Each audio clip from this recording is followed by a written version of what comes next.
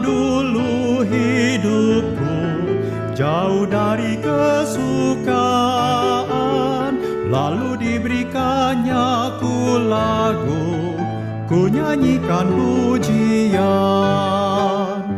Yesus, Yesus, Yesus, nama yang merdu, yang mengaruniakan lagu dalam hatiku.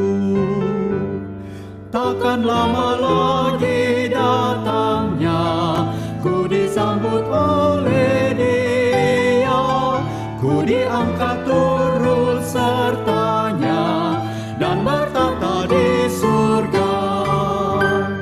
Yesus, Yesus, Yesus, nama yang merdu, yang mengaruniakan lagu dalam hatiku.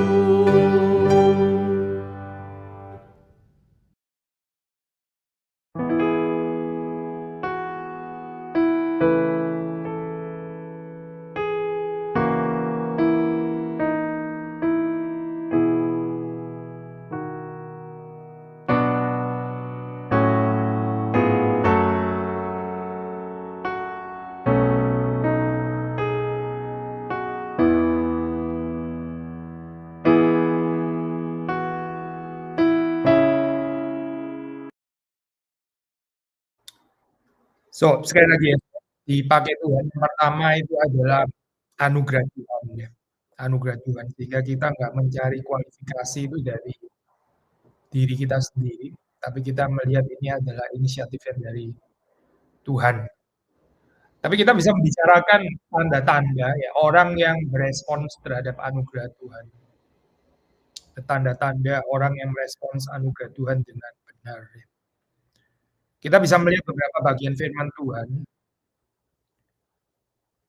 Mari kita mulai dari Perjanjian Lama ya, Perjanjian Lama. Kita membaca dari 2 Tawarikh 16:9 ya, 2 Tawarikh dari Perjanjian Lama terlebih dahulu ya, 2 Tawarikh 16 kita membaca ayat yang ke-9 ya. Karena mata Tuhan menjelajah seluruh bumi untuk melimpahkan kekuatannya kepada mereka yang bersungguh hati terhadap Dia. Mata Tuhan menjelajah seluruh bumi, melimpahkan kekuatannya kepada mereka yang bersungguh hati terhadap Dia. Terjemahan yang lain pakai loyal, yang setia, atau bisa juga yang mempersembahkan dirinya bagi Tuhan. So, waktu kita bicara tentang dipakai Tuhan, yang pertama yang penting di sini tanda-tandanya yaitu orang yang mau menyerahkan diri untuk dipakai oleh Tuhan. Dan seperti kita baca di sini ya, mata Tuhan itu menjelajah seluruh bumi. Dia melimpahkan kekuatannya kepada mereka yang bersungguh hati terhadap Dia. Ada tanda orang yang merespons anugerah Tuhan dengan benar, yaitu orang itu mempersembahkan hidupnya sepenuhnya bagi Tuhan. Waktu dikatakan di sini mempersembahkan hidup sepenuhnya bukan berarti harus jadi hamba Tuhan, masuk sekolah teologi. Kalau itu memang adalah calling ya silakan. Tapi dipakai oleh Tuhan itu nggak harus cuma menjadi hamba Tuhan gereja ya, tapi sudah bisa di dalam calling yang lain, tapi tetap mempersembahkan hidup untuk dipakai oleh Tuhan. Ini yang pertama ya, saya mempersembahkan diri ya, seperti sudah baca juga di Roma 12 yang terkenal itu ayat 1 dan 2 ya, mempersembahkan kehidupan, mempersembahkan tubuh ya. Ini adalah tanda orang yang merespons anugerah Tuhan dengan benar. Yang kedua ya, yang berikutnya ya, ada tanda-tanda orang merespons anugerah Tuhan dengan benar. Kehidupannya itu boleh dipakai oleh Tuhan. Yaitu seperti kita membaca dari tulisan Yohanes ya. Yohanes itu menyebut dirinya murid yang dikasihi Tuhan. Nah, ini might be subjektif, personal ya, tapi ini satu penghayatan yang penting ya. Waktu seseorang mau dipakai oleh Tuhan, ya dia mencukupkan dirinya dengan kasih Tuhan, dia tahu bahwa dia dikasihi, dicintai oleh Tuhan. Karena tanpa penghayatan ini ya, akan sulit kita dipakai Tuhan ya. Jangan-jangan pelayanan kita itu untuk membeli kasih lagi gitu, untuk mencari kasih, untuk mencari perhatian, untuk mencari penerimaan dan sebagainya. Mungkin juga bukan hanya dari manusia, tapi bahkan juga bisa keliru dari Tuhan juga. Padahal Tuhan terlebih dahulu mengasihi kita, baru setelah itu kita melayani dengan kekuatan kasih Tuhan. Maka sudah merenungkan kembali apa yang dikatakan Yohanes ya. Yohanes yang menyebut dirinya murid yang dikasihi Tuhan. Itu sudah bisa baca misalnya dari Yohanes pasal 13 ayat 23, saya nggak usah baca ya, sudah bisa ketemu beberapa ayat di situ Yohanes menyebut dirinya murid yang dikasihi Tuhan. Kalau orang sungguh-sungguh mengerti anugerah Tuhan, ya dia akan tahu bahwa dia itu dikasihi oleh Tuhan. Dia adalah murid yang dikasihi oleh Tuhan. Dari kekuatan kasih Tuhan ini, dia akan melayani Tuhan yang terlebih dahulu mengasihi dia. Kecukupan deh, kecukupan kasih Tuhan yang terus dihayati ini penting untuk kesehatan pelayanan saudara dan saya. Karena waktu kita melayani, kita akan mengalami banyak tantangan, ya. Kita akan mengalami banyak gangguan, pencobaan, ya. Apa yang membuat kita senantiasa kuat, membuat kita bisa overcome, itu penghayatan kasih Tuhan ini. Seperti Yohanes menyebut dirinya murid yang dikasihi Tuhan. Saudara dan saya juga seperti Yohanes, kita adalah murid yang dikasihi Tuhan juga. Nah, setiap orang perlu menghayati ini secara pribadi ya, di dalam kehidupannya masing-masing. Bersamaan dengan ini ya, kalau kita mengerti, sungguh-sungguh mengerti anugerah Tuhan. Nah, di sini cuaca lagi jelek, mungkin karena yang Yesaya ini apa kabarnya agak sedikit lagging hari ini, hopefully ya, saudara nggak terlalu terganggu ini dengan gambar bagian yang penting inilah ya, suaranya. Waktu orang sungguh-sungguh mengenal anugerah Tuhan, dia akan dipenuhi dengan perasaan kehinaan, ya. Bahwa dia itu adalah orang yang hina, orang yang tidak layak, orang yang berdosa. Paulus mengerti ini dengan baik ya, saya mengerti ini dengan baik. Bahkan dia mengaitkan ini dengan kesungguhannya di dalam melayani Tuhan. Justru karena dia tahu dia adalah orang yang sangat hina, yang dikasihani oleh Tuhan. Coba kita baca dari 1 Korintus 15 ayat 9 yang terkenal itu ya. Saya percaya saudara sudah pernah membaca ayat ini. 1 Korintus 15 ayat 9, ayat 10 saya akan membacakan. Karena aku adalah yang paling hina dari semua rasul sebab aku telah menganiaya jemaat Allah. Aku adalah yang paling hina dari semua rasul sebab aku telah menganiaya jemaat Allah. Tetapi karena kasih karunia Allah, karena anugerah kasih karunia Allah, aku adalah sebagaimana aku ada sekarang. Dan kasih karunia yang dianugerahkannya kepadaku tidak sia-sia. Sebaliknya aku telah bekerja lebih keras daripada mereka semua, tetapi bukannya aku, melainkan kasih karunia Allah yang menyertai aku. Ya, saudara melihat di sini Paulus menghayati, ya, dia tahu bahwa dia adalah orang yang hina, bahkan dia menyebut yang paling hina ya dari semua rasul. Tapi justru kemurahan Tuhan, anugerah kasih karunia Tuhan yang limpah itu membuat dia yang merasa paling hina ini bekerja lebih keras, ya, bekerja dengan lebih giat.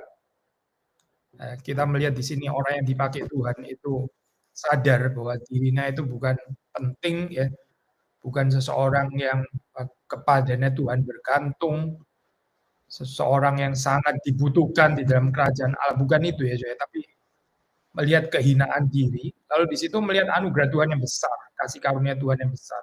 Dan merespons kasih karunia atau merespons anugerah Tuhan inilah ya, akan menolong seorang pelayan Tuhan itu bekerja giat, bekerja keras ya, di dalam kehidupannya. Karena dia mengerti bahwa itu bukan dia, seperti Paulus mengatakan, ya, bukan dia, melainkan kasih karunia Allah yang menyertainya.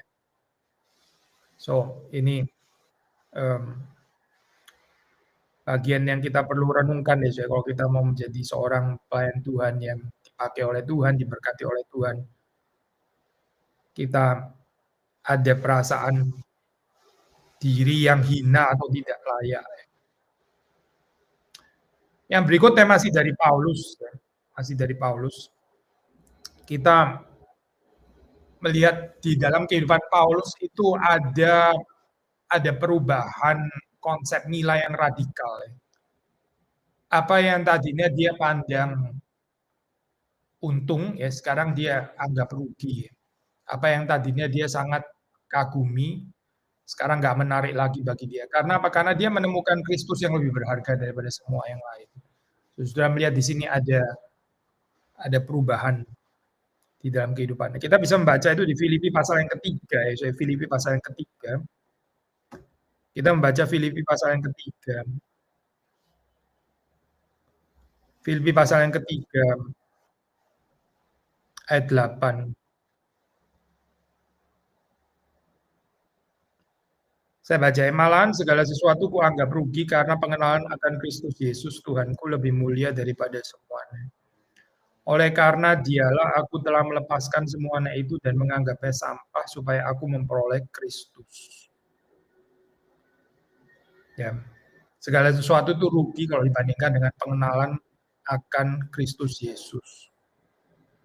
Paulus belajar untuk melepaskan semuanya, bahkan menganggapnya sampah, sampah, supaya memperoleh Kristus. Nah ini ya, seorang yang dipakai oleh Tuhan, seorang pelayan Tuhan yang berkenan kepada Tuhan, itu menyampahkan dunia ya. Dia nggak tertarik lagi dengan apa yang dikejar di dalam dunia ini. Karena apa? Karena dia sudah mendapatkan Kristus, dia akan terus semakin mendapatkan Kristus. Kristus itu adalah segalanya di dalam kehidupannya. Ini yang dia paling tertarik. Nah, orang yang seperti ini akan diberkati Tuhan, dipakai oleh Tuhan. Karena kehidupannya itu berkenan kepada Tuhan.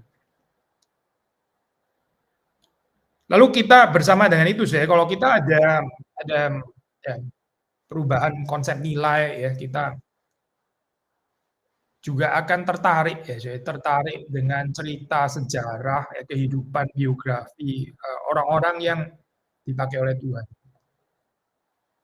Orang-orang yang saudara anggap inspiring ya, itu sebetulnya cuma merefleksikan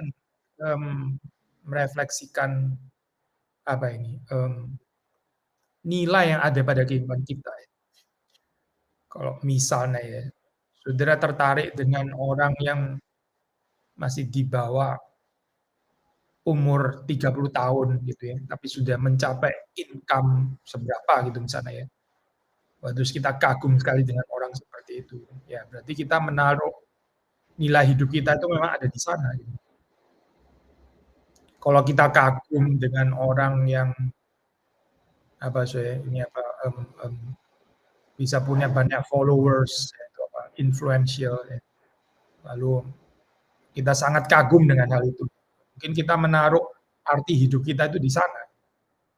Apa yang kita kagumi, apa yang kita admire, ya orang-orang yang kita anggap inspiratif ya di dalam kehidupan kita.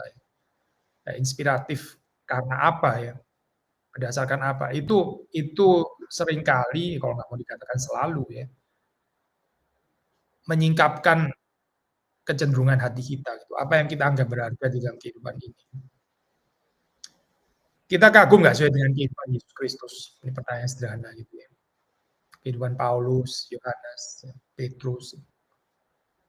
Lalu kagum karena apa? Gitu. Atau kita lebih tertarik dengan cerita sukses gitu. Orang-orang dunia gitu, yang nggak ada hubungannya sebetulnya dengan dipakai oleh Tuhan. Nggak ada hubungannya dengan menjadi orang yang diberkati Tuhan luar biasa, menjadi berkat bagi banyak orang. Nggak terlalu ada hubungannya dengan itu ya. Cerita sukses menurut dunia gitu. Ya. Orang yang dipakai Tuhan itu akan memberi dirinya diinspirasi oleh orang-orang lain yang juga dipakai oleh Tuhan sepanjang sejarah gereja ya. Termasuk yang ada di dalam catatan kitab suci.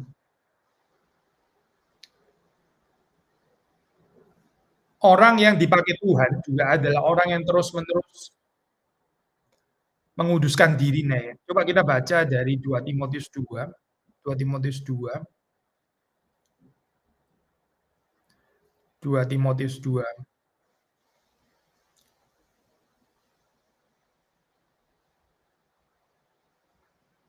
Kita membaca 2 Timotius 2 ayat yang ke-21 ya, ayat ke-21.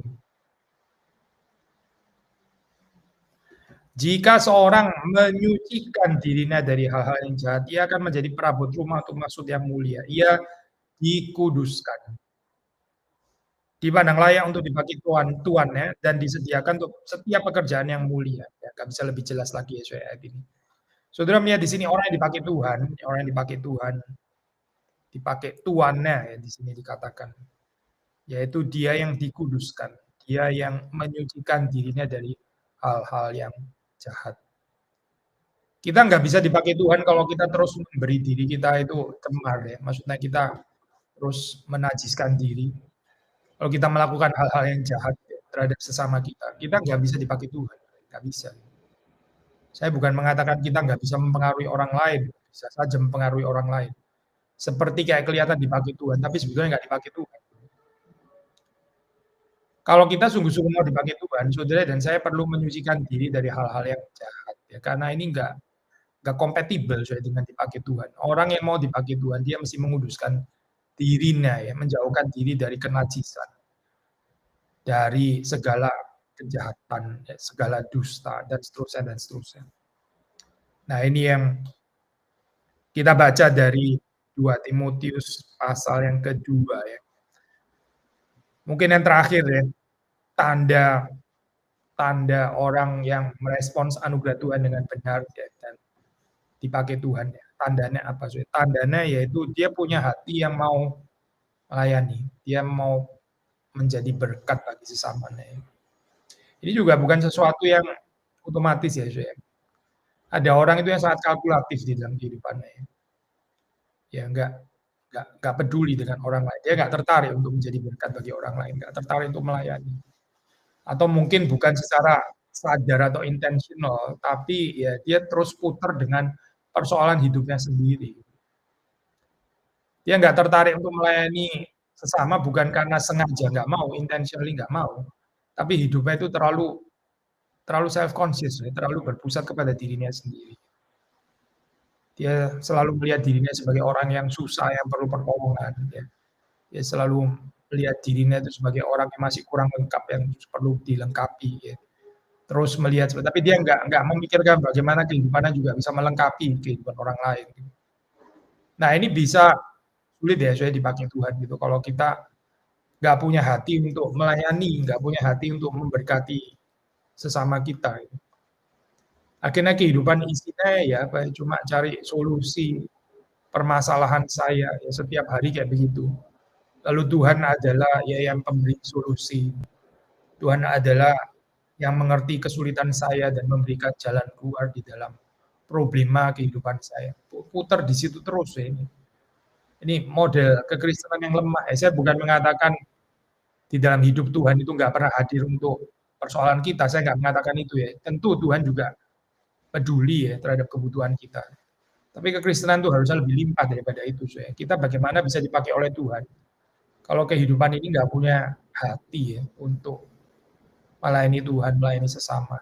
Kita terus ribut dengan bagaimana saya dicukupkan, bagaimana saya dibuat bahagia, ya, dan seterusnya dan seterusnya. Akhirnya hidup bukan tertuju kepada Tuhan, tapi tertuju kepada diri sendiri. Nah, waktu kita didewasakan di dalam Kristus, saudara dan saya, kita akan menjadi orang-orang yang semakin dewasa. Itu artinya adalah ya ini, saya punya kerinduan ya, punya cinta kasih, punya kepedulian untuk bisa melayani yang lain. Bahkan waktu kita melihat keluarga sekalipun, ya, keluarga itu saudara bisa melihat dari dua macam perspektif. Perspektif rada manipulatif itu ya, saudara menjadikan keluarga sebagai yang melayani saudara, yang membahagiakan saudara.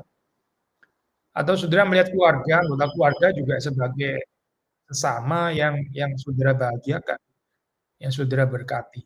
Nah ini dua perspektif yang berbeda ya, saya yang bertolak belakang sebetulnya.